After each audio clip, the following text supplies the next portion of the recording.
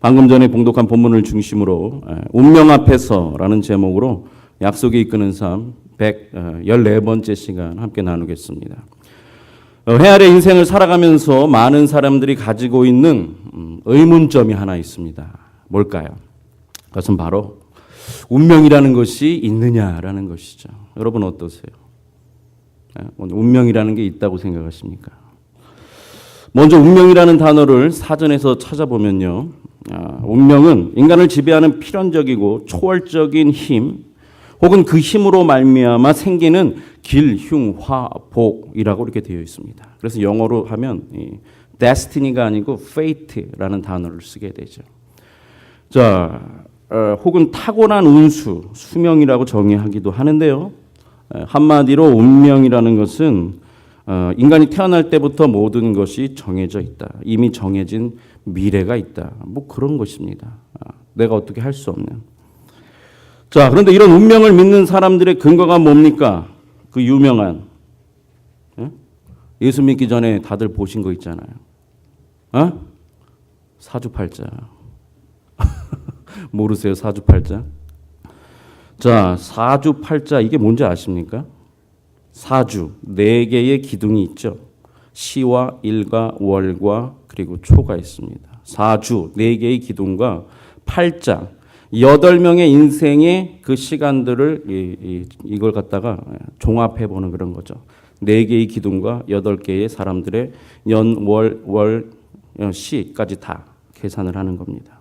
자, 이걸 근거로 해서 인간에게 모든 정해진 운명이 있다고 믿어요. 동양 철학에서. 자, 그래서 이 사주팔자에 근거한 운명을 알아보기 위해서 많은 사람들이 찾아가는 곳이 있죠. 어디입니까? 예수 믿기 전에 한 번은 다 가보셨을 텐데. 어디예요? 점집이지. 요즘 한국에 점집 어마어마하게 많아요. 저 최고의 비즈니스예요, 이 점집이. 자, 여러분 운명이라는 것이 있고 그것이 과연 맞을까요? 오늘 그걸 한번 살펴봅시다. 자, 조선 시대의 세조 대왕이요, 7대 왕이죠. 이 사주를 쉽게 풀어서 책으로 내려고 했습니다. 그래서 당대의 유명한 학자고 문장가인 서거정을 불렀어요. 야, 저 사주를 한번 네가 정리해봐라.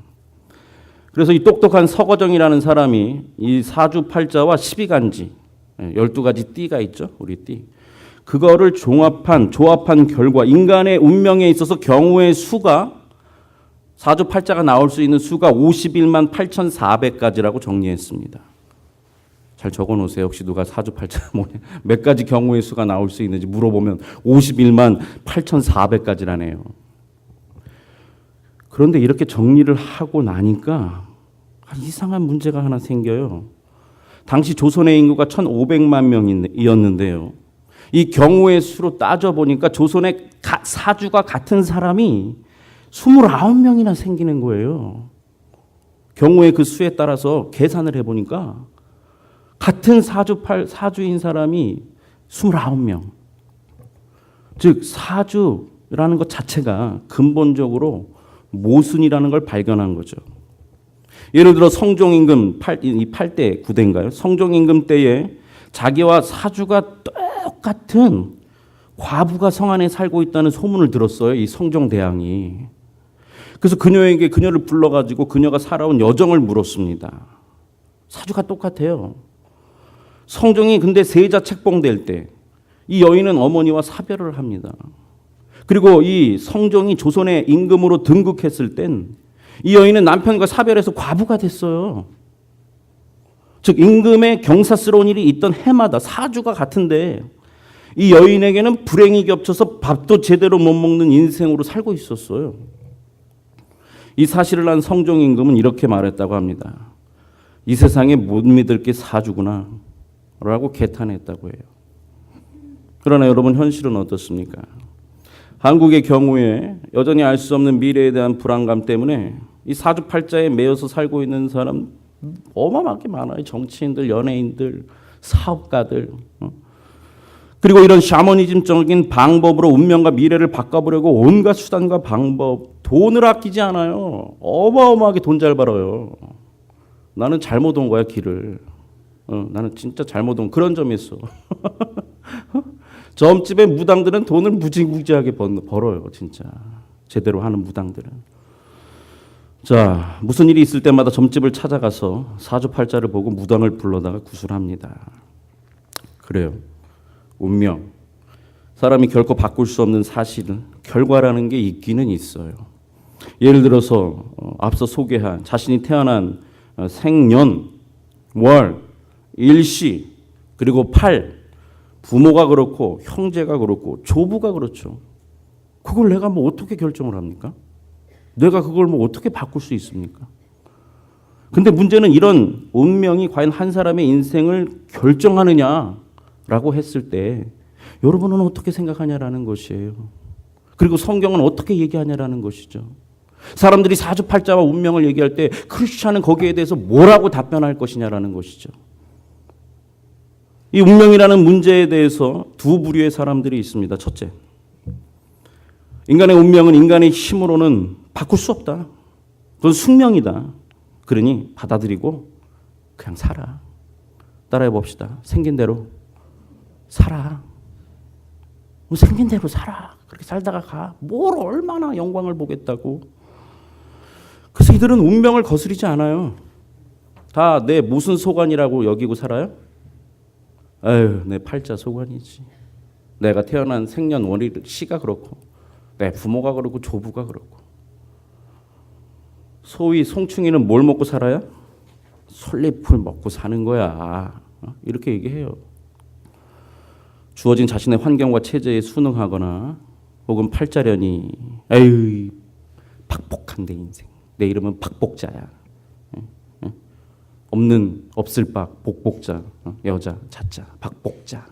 내 이름을 박복자라 불러자. 뭔가 잘못되면 다 그렇게 받아들여요. 예를 들어서 여러분 양과 이 돼지가 시궁창에 빠지면요. 어떻게 할 것 같아요? 양과 이 돼지가. 나 안 키워봐서 모르겠네. 그 얼굴 하고 계시지 마시고. 양은 어떻게 해서든지 이 시궁창을 벗어나려고 몸부림을 치고 애를 쓴다고 합니다. 반면에 돼지는 어떨까요? 보십시오. 딱 배 깔고 저러고 탁 누워가지고 여기가 내 자리더니 하고 저러고 든 누워요. 이처럼 자신에게 주어진 환경, 벌어진 일들 이걸 그냥 순응하고 운명을 거스르지 않는 사람들이 많아요. 그냥 이렇게 살다가 가지 뭐. 자, 운명에 대한 두 번째 태도가 있습니다. 그건 뭘까요? 운명이라는 것은 따로 있지 않다. 운명이란 변화시킬 수 있고 새롭게 개척하고 살아갈 수 있다고 생각하고 믿고 사는 사람들이 있어요. 여러분은 어떠십니까? 운명의 희생자십니까? 운명의 개척자십니까? 오늘 여러분에게 묻습니다. 팔자의 희생자십니까? 팔자의 개척자이십니까? 1955년부터 교육심리학자인 에이미 워너와 루스 스미스 이 교수가요. 사회 경제적으로 열악하기가 그지없던 하와이의 한 섬, 카우아이라는 이 섬이 있습니다. 가장 북쪽에 하와이 제도 가장 북쪽에 보면 카우아이. 관광 갔다 오신 분이 혹시 있을지 모르겠지만 이 영화 이 주라식 파크, 쥐라기 공원의 무대가 됐던 섬이 바로 이 카우아이 섬이에요. 이제 아셨죠? 거기가 거기였구나. 쫙 하고 섬이 나오잖아요. 영화를 안 보셨군요. 얼굴이 전혀 모르시는 거 보니까. 이 카우아이 섬에 같은 해에 태어난 아이 833명 모두를 이 30년 넘게 추적 조사를 했습니다. 이게 유명한 카우아이 익스페리먼트, 교육 심리학에서 유명한 실험이에요. 자, 이들이 태어난 환경은 옛날에 이 카우아이 섬에는 극도의 가난, 그리고 대부분의 가족 구성원들이 가정 불화, 이혼, 알코올 중독, 정신질환, 뭐 거의 대부분이야. 그런데 3분의 2 가량의 아이들이 이런 열악한 환경에 희생자가 돼서 일찍부터 학습 부진에 시달립니다. 그렇죠. 할아버지, 아버지가 교육을 받은 적이 별로 없어요. 그러니 뭐 교육에 대한 필요성을 알아서 학교에 보냈겠습니까? 그러다 보니까 어려서부터 이 손주들도 학습 부진에 일찍부터 시달리고 집에 가면 맨날 아버지가 약물 중독에 이러고 술에 취해가지고 이런 약물 중독에 빠지거나 정신질환을 앓았고 이 애들도 범죄에 빠져서 일찍이 전과자가 되는 등 사회에 적응을 못해요. 애들이 적응을 못해. 자, 근데 같은 해에 이 카오아이에서 태어난 같은 환경에서 자랐던 애들 중에 201명, 그러니까 3분의 1이죠. 얘네들을 조사해 보는데요. 이 3분의 1은 밝고 건강한 청년으로 문제없이 잘 자랐어요. 분명히 운명이 있다면 이 섬의 모든 아이들은 같은 환경과 같은 이 최악의 조건 속에서 833명이 다 사회 부적응자가 돼야 돼요. 다 알코올에 빠지든지 도박에 빠지든지 범죄자가 되든지 뭐 술에 알코올 중독자가 되든지. 근데 3분의 1은 그렇지가 않는 거예요. 그래서 이 교육심리학자들이 조사를 해봤습니다. 어떤 요인들이 이들의 삶, 운명의 희생자, 할아버지도 그래요, 아버지도 그래요, 손주도 그래요.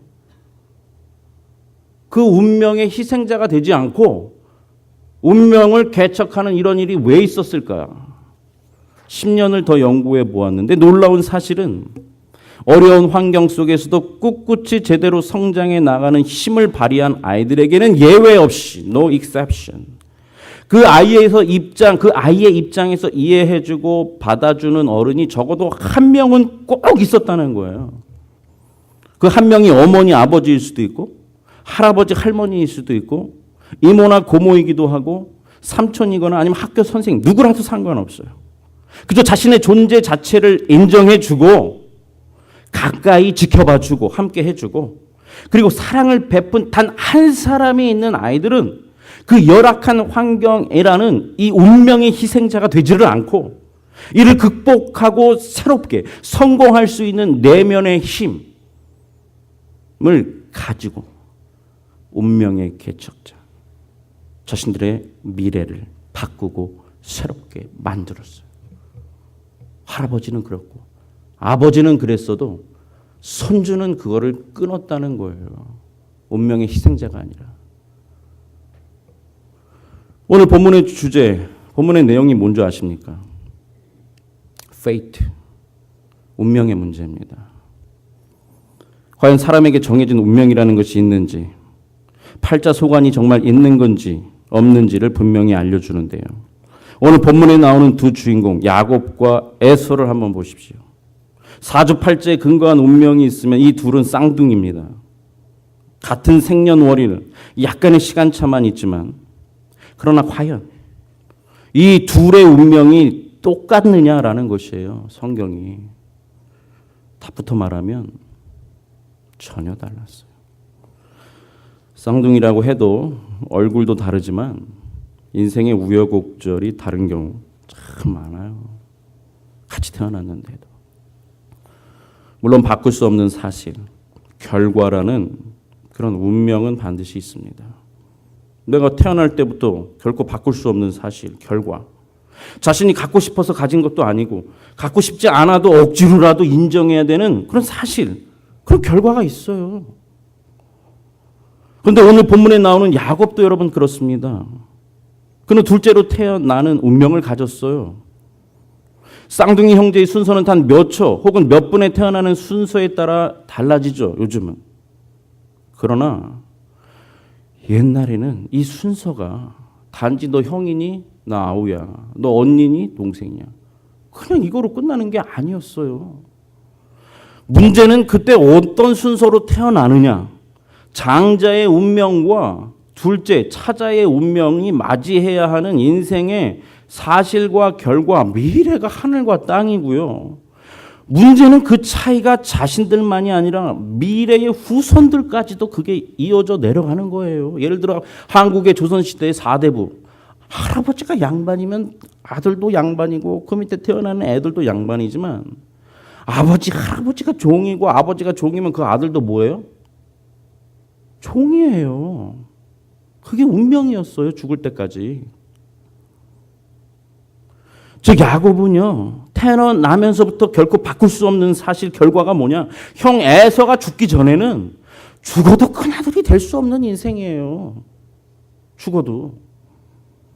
특별히 장자권이 중요한 이유는 부모로부터 받을 수 있는 모든 재산과 축복의 상속권이 거기 다 달려있기 때문이에요.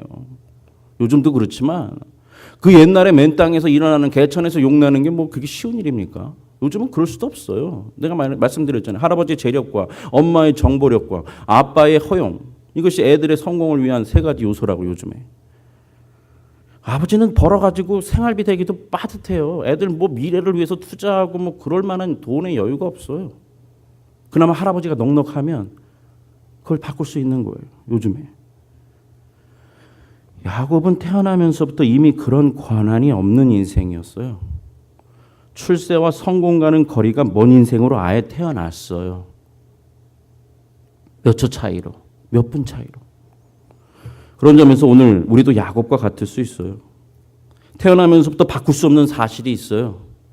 내가 이런저런 부모 밑에서 태어나고 이런저런 부모의 경제력 속에서 내가 태어나고 이런저런 교육을 받고 내가 살아왔다. 결과가 있어요. 그건 내가 갖고 싶어서 된 게 아니고요. 갖고 싶지 않아도 어쩔 수 없이 인정해야만 하는 사실이고 결과예요. 그렇다면 오늘 라는 이 운명 앞에서 야곱은 과연 어떤 모습과 반응을 보일까요? 에휴, 이게 내 운명이지 뭐 하고 체념하고 순응하면서 살아가는 모습일까요? 이게 내게 주어진 운명이라고 인정하고 넘어설 수 없는 한계로 받아들이고 사는 운명의 희생자로 살아갈까요? 아니면 이처럼 타고난 사실과 결과에 대해서는 어쩔 수 없지만 그 과거는, 그러나 태어난 후에 내게 다가오는 여러 일들과 시간과 기회들을 통해서 새로운 미래, 새로운 운명을 만들어내려고 하고 개척하려고 하는 운명의 개척자의 모습을 우리에게 보여줄까요? 오늘 이것이 우리가 나눠야 될 문제입니다. 오늘 우리는 어떻습니까? 우리 역시 우리에게 주어진 운명에 맡기고 살아갈 것입니까? 아니면 운명을 바꿀 수 있다고 생각하고 그 운명에 맞서 도전하고 새로운 길을 가고자 할까요? 운명아 비켜라! 누가 간다? 내가 가지. 따라해 봅시다. 운명아 비켜라! 내가 간다. 물론 이건 각자의 선택이고 결단의 문제입니다. 운명의 희생자로 그냥 살아갈 건지, 내 복이 그거밖에 없나 보죠. 그러고 살아갈 건지, 아니면 내가 운명에 개척하고 내 다음 때는 가난을 물려주지 않고 무지를 물려주지 않고 그 모든 더러운 것들을 내 대에서 끝내고 내 자식과 손주와 손주들은 새로운 운명, 새로운 미래를 내가 개척하는 첫 주자가 될 것이다 라고 살 건지, 운명 앞에서 어떤 태도를 갖느냐에 따라서 쌍둥이라고 해도, 심지어 태어난 사실과 결과, 부모가 다 같다고 해도 어떻게 되느냐. 결론부터 얘기하면 정말 바뀌고 말았어요. 따라해 봅시다. 운명은 바꾸라고 있는 것입니다. 운명은 바꾸라고 있는 거예요. 야곱은 결코 자기에게 주어진 그 운명에 굴복하지 않습니다. 자포자기할 수 있는 조건에서도 야곱은 결코 차자라는 사실이 자기 인생의 운명이라고, 나는 그냥 그렇게 차자로 살아가야 돼 라고 체념하고 포기하고 그러고 살아가지 않았어요. 그리고 그 결과가 뭡니까? 차자라는 세상적 인간적인 이 페이트, 이건 바꿀 수가 없어요. 그래서 페이트라고 하는 거예요. 이 운명, 결코 바꿀 수 없는 사실과 결과도 어떻게 하느냐? 바꿔버려요. 그래서 예수 정말 제대로 믿는 사람이 속이고 점집에 다 가면 점쟁이가 뭐라고 하는지 아십니까? 정말 제대로 귀신 들려가 점 보는 사람이면 너 예수 믿지? 대번에 알아요. 그거 모르는 건 가짜 점쟁이야. 왜? 귀신이 그 안에 안 들어가 있으니까. 그러면서 뭐라고 하는 줄 아십니까? 너 왜 점 보러 왔어? 예수 믿는 것들은, 걔네들은 그렇게 얘기해. 예수 믿는 것들은 운명이 따로 없어. 걔네들 운명은 보이지가 않아. 이 귀신이 왜? 귀신은 사주팔자. 그 부모의 그 옛날의 삶이나 환경이나 이런 걸 보면서 귀신이 어떻게 될 건지 대충 알려주지만, 예수 제대로 믿는 사람은 그 운명이 어떻게 될 줄 아는데 귀신이 어떻게 할 거야? 다 나가. 몰라. 차자로 태어났지만 장자권을 받는 인생으로 야곱은 바뀌었어요. 반면에 형 에서는 분명히 장자로 태어났어요. 그러나 그의 운명은 차자로 살아가야 되는 비극을 맞이했어요.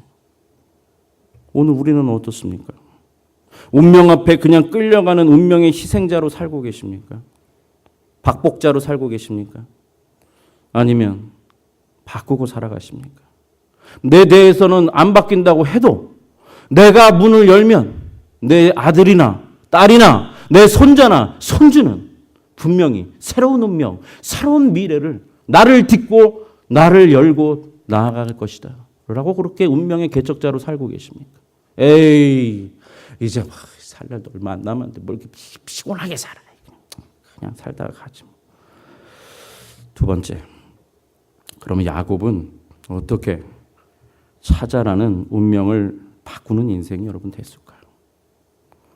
과연 어떻게 자신의 한계를 극복해서 장자라는 새로운 운명을 만들어갈 수 있었을까요? 오늘 그게 관심이 아니라면 우리는 교회를 다니고 하나님을 찾을 이유가 없어요. 나가서 살면 돼요. 운명대로 팔자대로. 내 부모대로, 부모 그 할아버지 할머니 모습대로 그 팔자대로 그냥 살아가면 돼. 창세기 25장 26절 상반절 같이 한번 읽어봅시다. 시작. 후에 나오는 손으로 에서의 발꿈치를 잡았으므로 그 이름을 야곱이라 하였으며 아멘. 자, 어머니 리브가의 태에서부터요. 이 둘째 아들이 보여주는 모습이 하나 있었어요. 태도가. 야곱이라는 이름의 뜻대로 grasp, 붙잡다는 거죠. 형 에서의 발꿈치를 잡고자 하는 모습인데 이게 도대체 뭡니까? 이게 무슨 모습이라고 여러분 생각되십니까? 어머니 태에서부터 이 야곱은 형 에서의 발꿈치를 잡아서라도 자기 뭘 바꾸려고 해요? 왜 잡았어요 그거를? 뭐야 비켜라. 운명아 비켜라. 자기의 운명을 바꾸려고 하는 패션, 열정을 갖고 있었어요. 어머니 태에서부터. 네가 형이야? 안 돼. 내가 먼저 나가야 돼. 어? 자기의 운명을 바꾸려는 그 열정이 어머니 태에서부터도 난리야 난리 이 야곱이. 어? 그래서 형 발꿈치를 잡고 뛰어나온 거예요 이게. 여러분 어떤 조직이나 최고 경영자들이 꼭 곁에 두고 싶어하는 세 종류의 사람들이 있다고 합니다. 어떤 종류의 사람인 줄 아십니까? 첫 번째, 팀워크를 잘하는 사람, 즉 함께함을 잘하는 사람, 연합을 잘하는 사람을 곁에 두고 싶어한답니다. 즉 혼자가 아니라 함께 승리하고자 하는 사람들을 늘 곁에 두고 함께하고 싶어한다는 거죠. 자기만 생각하는 사람 말고 나도 잘 되고 이 사람도 잘 되고 조직도 잘 되게 하는 그런 사람을 곁에 두고 싶다는 거예요. 두 번째, 두고 싶은 사람의 유형은 뭐냐? 따라해 봅시다. 충성스러운 사람. 사람들은 능력 있는 사람보다 충성스러운 사람이 더 좋아해요. 저도 간혹 후배들 추천서를 써달라고 하죠. 이 제자들 중에 목사가 된 애들이 많으니까. 목사님, 뭐 어느 교회 가야 되는데 추천서 써주십시오. 그럼 저는 그렇게 보죠. 그렇게 써요, 솔직하게. 능력의 관점이 아니고 충성의 관점에서. 자기 혼자 잘하는 애가 아니라 함께 할 줄 아는 사람. 분명한 철학이 있어요, 저는. 그래서 반드시 그게 맞으면 써줘요, 추천서에. 왜? 그게 조직에 필요한 사람이고 가장 최고 리더자들이 함께 하고 싶어 하는 사람들이기 때문에 하나님도 그렇고. 이들은 충성스러운 사람, 자신이 맡은 일에 그 생각과 마음이 한결같아요. 자신의 어떤 상황이 벌어지든지 어떻게 벌어지든지 그 상관없이 말과 행실이 늘 성실해요. 그거에 매여 있어요. 누가 보든지 말든지 상관없이 묵묵히 그리고 끝까지 성실한 사람. 이런 사람을 세상도 리더자들도 하나님도 곁에 두고 싶어 하세요. 셋째로 곁에 늘 두고 싶어 하는 사람 세 번째는 어떤 사람입니까? 따라해 봅시다. 열정적인 사람. 그렇습니다. 누구도 힘 빠진 사람 별로 안 좋아해요. 제가 이러고 설교해 볼까요? 여러분 오늘 오셨어요. 그냥 그렇게 살다 갑시다. 뭘 그렇게 힘든데 어렵게 살았어요. 그냥 팔자대로 소관대로 삽시다. 이래 볼까요? 누구나 부정적인 태도와 비관적인 자세를 가진 사람, 불평과 불만을 쏟아내는 사람, 늘 낙심해서 비통함에 젖어 있는 사람과 함께하고 싶어 하지 않아요. 왜? 그 에너지가 나한테 전달되기 때문이야. 이상하게 그 사람하고 만나면 내가 다운이 돼. 내가 기분이 막 좋았다가도 그 사람만 보면 기분이 확 가버려 그냥. 그런 사람하고 누가 함께 하겠습니까? 꿈에라도 보기 싫지. 오히려 식어버린 열정을 다시 타오르게 만들고요. 힘들고 포기하고 싶은데 정말 보기만 해도 내가 힘이 나고, 그래, 저 인생도 저렇게 열정적으로 열심히 살아가는데 나는 그보다는 낫지 않냐라는 겁니다. 그래서 내게도 뜨거운 열정, 타오르고 만들고, 힘들고 포기하고 싶어도, 지쳐서 안주하고 싶은 마음이 들 때라도 다시 시작하게 만들어주는 열정적인 사람을 좋아해요. 왜? 그래서 열정적인 일하는 사람을, 실력이 뛰어난 사람보다 최고 경영자들은 더 높은 자리에 두려고 합니다. 왜요? 아무리 실력이 좋아도 열정이 없으면 소용이 없어요. 여러분, 아무리 차가 람보르기니 뭐 몇십억짜리 차라고 해도요, 가스가 없으면 어떨까요? 엔진이 없으면 어떻게 할 거예요? 그거 어디다 쓸모먹을 거예요, 그거? 최고의 그 실내 장식, 최고의 그 멋쟁이, 그거 어디다가 쓸 거예요, 람보르기니를? 기름 없으면. 마찬가지예요. 열정이 없으면 팀워크, 함께함, 아유, 택도 없어요. 자기 할 것도 못 하는데 어떻게 무슨 함께를 합니까? 열정이라는 힘과 에너지가 없으면 충성, 자기 사정 있고 뭐 있고 이러면 다 해가지고 다 물론 무슨 충성을 해요? 힘이 없는데. 열정이 기본이에요. 가정이 어떻게 행복할 수 있고 가정의 자녀들이 어떻게 미래가 밝을 수 있을 줄 압니까? 따라해 봅시다. 어머니의 열정, 아버지의 성실. 교회도 마찬가지예요. 어머니의 열정과 아버지의 성실이 가정과 부부를 지키고 그 안에서 자라는 아이들의 미래를 밝게 만들어요. 틀림없는 사실이에요. 어머니의 열정과 아버지의 성실함이. 오늘 자신에게 주어진 운명을 바꾸고자 하는 야곱이 보여주는 모습은 뭡니까? 어머니 태석에서부터도 형 에서의 발꿈치를 잡는 이 패션, 열정. 왜? 무슨 열정이에요? 자기의 뭘 바꾸려고 하죠?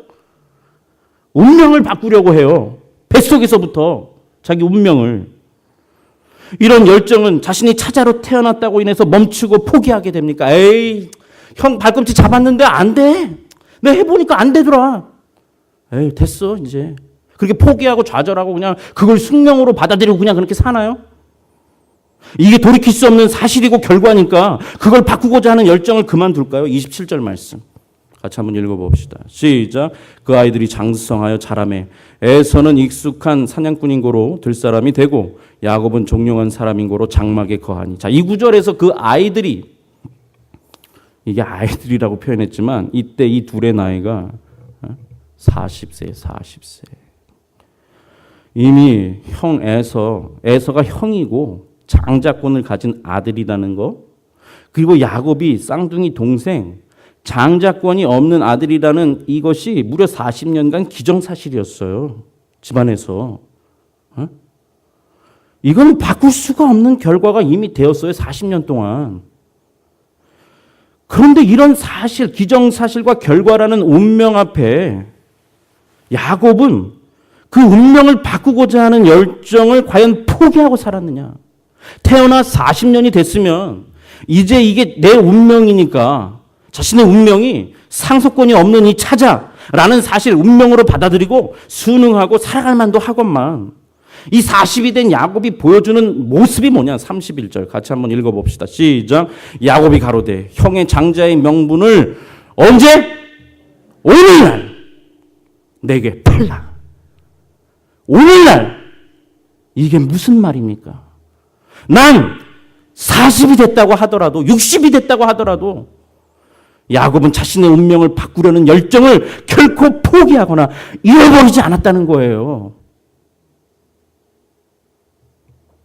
사실 야곱은 어머니 리브가의 태에서부터 지금 40세가 되기까지 난 단 한 번도 이게 내 운명이라고 생각하고 그 운명의 희생자가 돼서, 내 할머니가 할아버지가 그렇게 살았고 내 어머니와 아버지가 그렇게 살았으니까 나도 그럴 수밖에 없다라는 운명의 희생자로 그렇게 포기하고 순응하고 살아간 게 아니라 눈 감는 그 순간까지라도 나는 어떻게 하든지 간에 내게 주어진 이 사실, 이 결과, 이 운명을 바꾸기 위한 열정을 잃지 않고 기회를 엿보고 살았다는 거예요. 여러분, 부모가 이런 열정으로 기회만 엿보고 살았다고 해서 만약 그 부모가 운명이 바뀌지 않았다고 해서 그게 헛수고로 끝날까요? 절대로 그렇지 않아요. 그 모습을 누가 다 보고 있는 줄 아십니까? 가정에서 애들이 다 봐요. 그걸 애들이 다 기억해요. 그걸 애들이 다 나중에 따라가요. 그게 무서운 거예요. 내 대에서 운명을 바꾸는 것, 1대에서, 1000대에서 자기 운명을 바꾼다는 거, 이게 얼마나 힘든지 몰라요. 왜?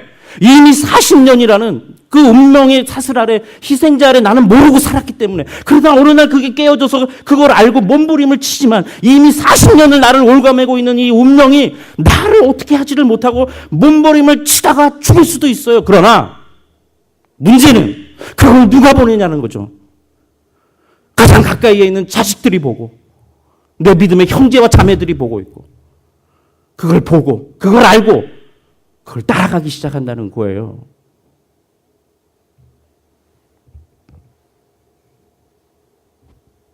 둘째로 이처럼 결코 포기하지 않는 열정으로 인해서 오늘 야곱은 찾아라는 자신의 운명을 바꾸어 장자권을 차지할 뿐만 아니라 또한 뭘 통해서 야곱은 자기 운명을 바꿀까요? 29절 같이 한번 읽어봅시다. 시작. 야곱이 죽을 쑤었더니 에서가 들에서부터 돌아와서 심히 곤비하여. 두 번째, 열정만 있다고 자신의 운명을 바꿀 수 있습니까? 열정은 있어야겠죠. 힘은 있어야 살아갈 거 아닙니까? 어떤 일이 벌어져도 힘은 있어야 먹고 살아야 될 거 아닙니까? 인생에 어떤 일이 일어나도 살아야 돼요. 산 목숨은. 근데 열정만 있다고 자신의 운명을 바꿀 수 있느냐? 포기하지 않는 열정만 있다고 과연 내가 새로운 운명을 만들 수 있느냐? 세계적인 패스트푸드가 된 맥도날드의 창업자 레이 크룩이 있습니다. 이 사람 원래 종이컵 행상이었습니다. 그런 종이컵을 팔아 모은 돈으로 시카고에서 햄버거와 이 감자튀김 장사를 시작하고 그런데 햄버거를 팔 때 그냥 팔지 않아요. 과연 이 빵이 가장 맛있게 익는 온도가 몇 도일까? 얼마나 연구하고 그걸 꼼꼼하게 종이에다가 메모하고 연구했는지 몰라요. 또 고기를 가장 부드럽게 익히는 방법이 어떨까? 이걸 꼼꼼하게 연구하고 기록하고 또 연구했다고 해요. 그리고 이 연구를 토대로 1954년에 맥도날드를 창업해서 현재 세계에 거의 세계에 없는 나라가 없을 정도로 패스트푸드 하면 맥도날드. 유럽에 가면 관광 지도가 있어요. 그걸 뭐라고 부르는지 아십니까? 맥지도라고 해요. 맥맵. 맥도날드가 유럽의 각 유명한 관광지에 없는 곳이 없어요. 제가 2번이나 가봤지만. 그래서 가서 맥 주세요. 그러면 걔네들이 그걸 다 줘요. 그가 성공의 비결로 뽑은 것은 뭐냐? 열정이 있어야 된다, 사람은. 못해도 좋아. 잘하고 못하고는 중요한 게 아니야. 일단은 열정이 있어야 돼. 함께 하고자 하는 열정이 있으면 돼요. 뿐만 아니라 바로 자신이 하는 일에 대한 헌신적인 수고를 해야 된다는 거예요. 성공에 대한 열정만이 다가 아니라는 거예요. 그 열정을 가지고 내가 할 수 있는 일에 대해서 헌신적인 수고를 아끼지 말라는 것입니다. 그런데 야곱 역시 어떻게 자신의 운명인 차자를 장자로 바꾸느냐? 그저 열정만 있고 집에서 어머니와 함께 빈둥빈둥 놀면서 세월만 허비하고 있었을까요? 언젠가 되겠지라는 이 막연한 기대와 미래와 열정만으로 살고 있었을까요? 오늘 본문 가운데 34절 상반절 같이 한번 읽어봅시다. 시작. 야곱이 떡과 팥죽을 에서에게 주매 에서가 먹으며 마시고 일어나서 갔더라. 지금도 그렇지만 떡 만드는 게 어디 쉽습니까?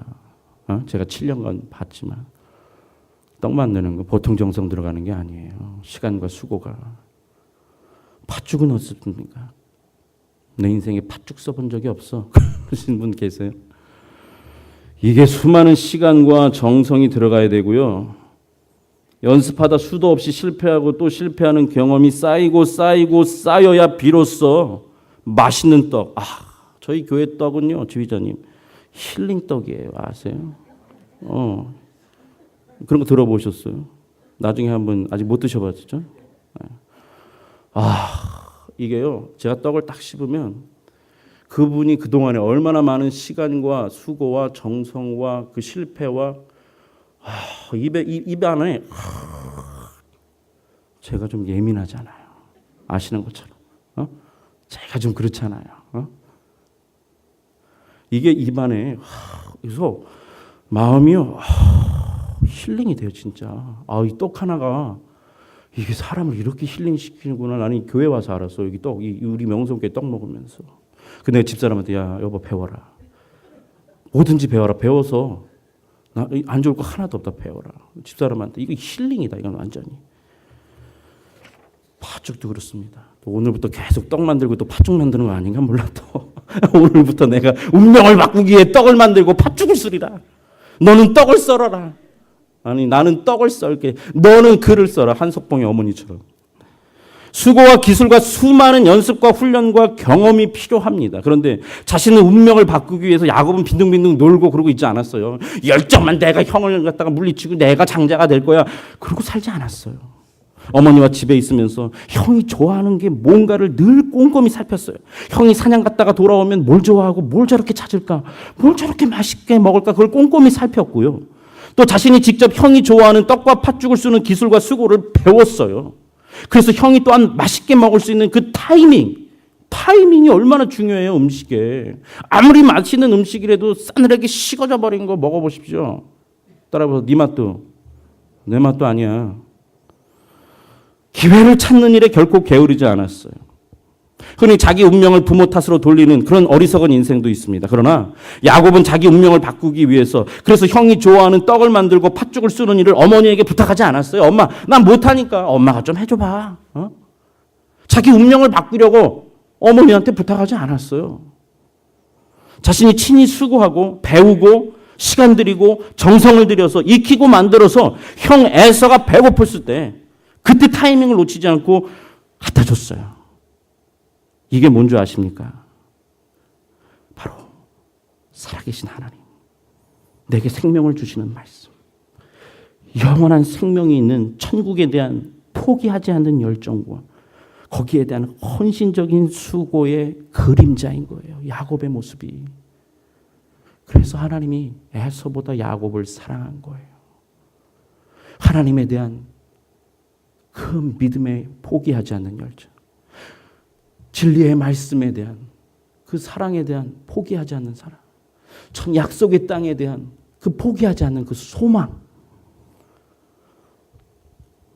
결국 장자라고 맘 놓고 살아가던 형 에서. 그러나 어머니 태에서부터 40년간 결코 포기하지 모르는 이 열정과 그동안에 준비한 이 헌신적인 수고를 아끼지 않았던 차자 야곱의 운명은 여러분 어떻게 됐을까요? 33절 같이 읽어봅시다. 시작. 야곱이 가로되 오늘 내게 맹세하라. 에세가 맹세하고 장자의 명분을 야곱에게 반지라. 아멘. 서로의 운명이 여러분 어떻게 됐습니까? 완전히 바뀌고 영원히 바뀌고 말았어요. 여러분 오늘 우리는 어떻습니까? 이미 바꿀 수 없는 사실과 결과에 매여서 그냥 하루하루 그냥 떡이나 먹고 팥죽이나 먹고 그래서 포기하고 체념하고 그러고 살아가는 운명의 희생자로 살아가십니까? 문제는 여러분이 그렇게 운명의 희생자로 사시면 그걸 누가 다 보고 있어요? 자식들이 다 봐요. 그래. 우리 부모도 주어진 환경과 운명은 저러고 사는 거구나. 나도 그렇게 살아야겠다. 대학이 아니라 대학원 해례비를 나와도요. 그 아이의 운명은 바뀌지 않아요. 그 아버지와 어머니를 따라가게 돼요. 안 바뀌어요. 그게 무서운 거예요. 제가 교육을 공부해 보니까, 교육 심리학을 공부해 보니까 그게 무서운 거예요. 애는 좋은 대학 보내서 다를 줄 알았더니 아니야. 왜요? 부모가 그저 운명에 순응하고 그거 그냥 체념하고 그러고 살아간 걸 애는 20년 동안 하루에 24시간을 다 봤기 때문에 그게 머리에 아예 가슴 다 몸의 습관에 다 배어 있기 때문이에요. 아니면 야곱과 같이 장자권, 하나님에 대한, 말씀에 대한, 약속의 땅에 대한 믿음과 사랑과 소망에 대한 포기하지 않는 그 열정, 헌신적인 수고라는 이 떡과 팥죽을 통해서 장자가 되는 운명을 새롭게 여러분 만들어가고 계십니까? 비록 하나님의 자녀라는 장자권은 가졌지만, 그러나 에서는 세상과 인생이 주는 떡과 팥죽에 정신이 팔려서 약속된 은혜와 축복까지도 모두 잃어버리는 그런 에서, 아니면 결코 영원하지 않는 떡과 팥죽과 같은 우리에게 주어진 이 시간과 이 기회와 이 수고를 통하여 하나님과 함께하고자 하는 삶, 영원한 영생의 말씀과 함께하는 삶, 하늘에 예비된 그 영원한 생명과 안식이 있는 천국 백성 되는 그 은혜와 축복에 대한 포기하지 않는 열정, 그리고 그를 위한 헌신적인 수고. 그렇다고 해서 이 명성교회가 내 대에 아무것도 변화가 없다고 끝난다고 해도, 그러나 그 열정과 그 헌신의 수고는 가장 위에 하나님이 보고 계시고, 나를 구원해 주신 주님이 보고 계시고, 그거를 내가 알고, 나를 그동안에 본 내 자식들이 알고, 내 자식들의 손주들이 다 알고 있다는 사실. 그리고 하나님은 결코 그 열정과 수고를 헛되게 하지 않고 그 자신과 가정과 자녀와 손주와 일과 산업과 그리고 이 명성교회를 하늘의 진정한 참 장자로 운명을 바꾸실 것입니다. 바라기는 오늘 자신에게 주어진 운명 앞에서 포기하지 않는 이 열정을 통해서, 그리고 헌신적인 수고와 훈련을 통해서 나 자신뿐만 아니라 나를 보고 있는 우리의 자식들, 그리고 그 자식들의 손주들, 그들에게 새로운 운명, 새로운 미래를 만들어 감으로 인해서 약속된 은혜와 축복을 이 생에서부터 영원히 받고 누리는 하늘의 참된 장자들이 되시기를 주님의 이름으로 간곡히 부탁드립니다. 기도하시겠습니다.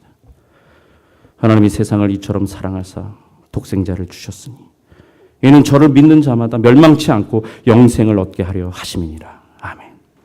해 아래 모든 인생의 생수와 화복과 만사의 흥망성쇠라는 운명을 주관하시는 하나님, 귀에 들려주신 진리의 말씀을 통해서 이 생에서부터 영원히 기쁘고 복된 몸과 영혼이 되는 참된 길을 알려주시고 깨닫게 하시고 믿고 갈 수 있도록 도와주시니 감사와 찬양과 영광을 드립니다. 우리가 결코 바꿀 수 없는 사실과 결과가 운명이라고 할 때 우리 역시 탐욕의 죄악과 허물로 인해 이 생의 운명은, 이 생의 여정은 늘 고통스럽고 허무하고 공고함일 뿐이고, 이후에 기다리는 우리의 영원한 운명은 사망과 심판과 멸망이었지만, 그러나 이런 비극적이고 비참한 운명에 놓인 우리들을 포기하거나 홀로 내버려 두시지 아니하시고 그 포기하지 않는 사랑, 변함없는 그 사랑, 공평한 그 사랑으로 독생자 예수 그리스도를 이 땅에 보내주셨어. 이제 그분을 세상과 인생이 결코 바꿀 수 없는 운명을 바꿔줄 수 있는 권세와 능력의 이름으로 믿게 하셨어. 이제 누구든지 예수 그리스도를 믿는 자마다 고통과 허무와 곤고한 그 운명이 기쁨과 평안과 만족의 운명으로 바꾸게 하시고, 이제 누구든지 주님을 믿고 의지하며 함께하는 자마다 사망과 심판과 멸망의 운명이 아니라 부활과 영생과 안식의 운명으로 바꾸어 주심을 깨닫게 하셔서 이 자리에 어느 누구도 영원히 고민하고 고통하고 홀로 지내야 하는 그런 곳이 아니라 영원히 기뻐하고 만족하고 함께 살아가는 천국에 들어가는 하늘의 장자들이 될 수 있도록 주님 역사해 주시옵소서.